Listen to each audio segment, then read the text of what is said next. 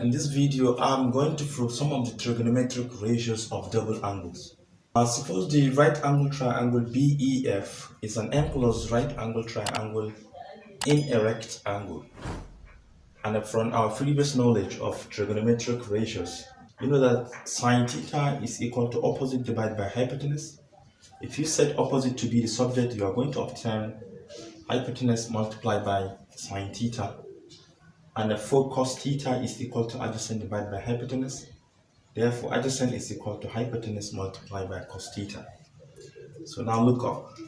Suppose this angle here is A and this one is B.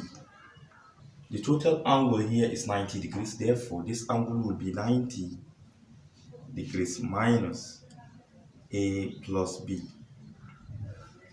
This is another right angle. So this angle will be A plus B because the sum of all the angles is 180. 180 degrees minus 90, then minus this will be equal to positive A plus B. And again, this angle and this angle sum up together equals to 90 degrees. Therefore, this angle will be 90 degrees minus A. This angle right here will be A because the angle on a straight line is 180. So we have 90 minus A plus A will be 90 plus 90 will be 180. We want to find the length of each of these sides around the rectangle applying these two principles. And let's assume this hypotenuse is 1 unit. The side length of BC is opposite to this angle A plus B.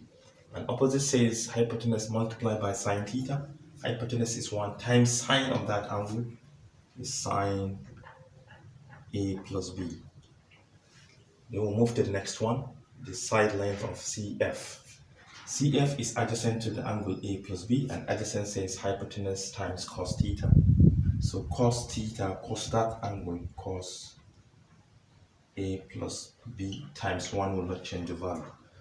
This length BE is adjacent to this angle B, and adjacent says hypotenuse times cos theta. Therefore here this length is cos B, the length of this side. Then this side is opposite to angle B. Opposite says hypotenuse, then times sine of that angle. Hypotenuse is this, then times sine of this, then this side is sine B. The length AB is adjacent to angle A, and adjacent is hypotenuse times cos of that angle. So we have cos of the angle A, then multiply by the hypotenuse, which is cos B. Then the side length of AE is opposite to the angle. Opposite hypotenuse times sine theta.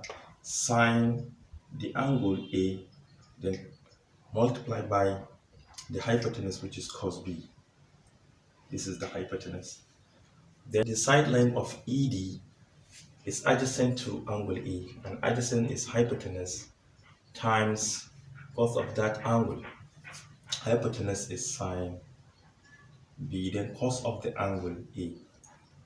Then the last but not the least, the side length of DF is opposite to angle A, hypotenuse sine of that angle. So sine of the angle A, then multiplied by the hypotenuse, which is sine B.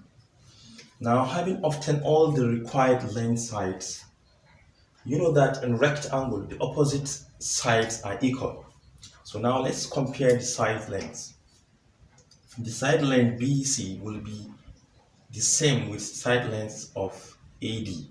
So therefore, side lengths BC is equal to sine A plus B, which is equal to sine A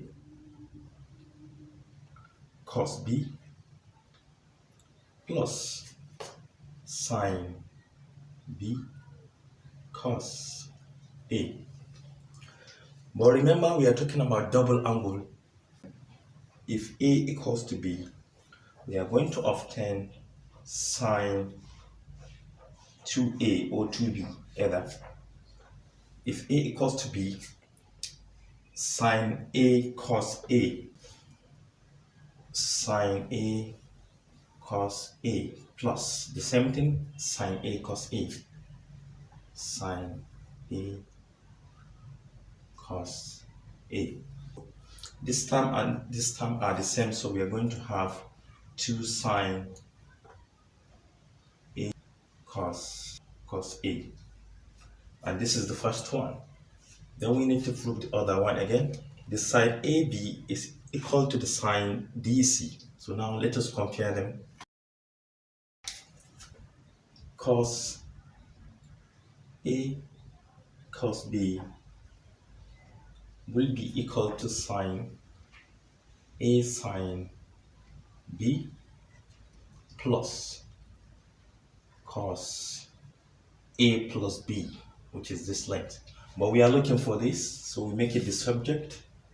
Cos A plus B will be equal to this minus this. Cos A cos B minus sine A sine B. Suppose A equals to B, we are going to have cos of 2B or 2A either equals to, if A equals to B, cos A times cos A is going to be cos squared A minus sine A will be sine squared A. But remember from these trigonometric identities of sine squared A plus cos squared A to be equal to 1, therefore sine squared A will be equal to 1 minus cos squared A, and cos squared A will be equal to 1 minus sine squared A. So let's substitute for each one of these. For cos, it's going to be 1 minus sine squared A, so 1 minus sine squared A minus sine squared A. This is minus 2 sine squared A. This is another. For sine is equal to 1 minus cos A. Cos squared A minus 1 minus cos squared A. This will be cos squared A minus 1 plus, because this minus is going to distribute over each of the terms in the bracket, cos squared A. And finally, this plus this is 2 cos squared A minus 1. For sine 2A, we have 2 sine A cos A.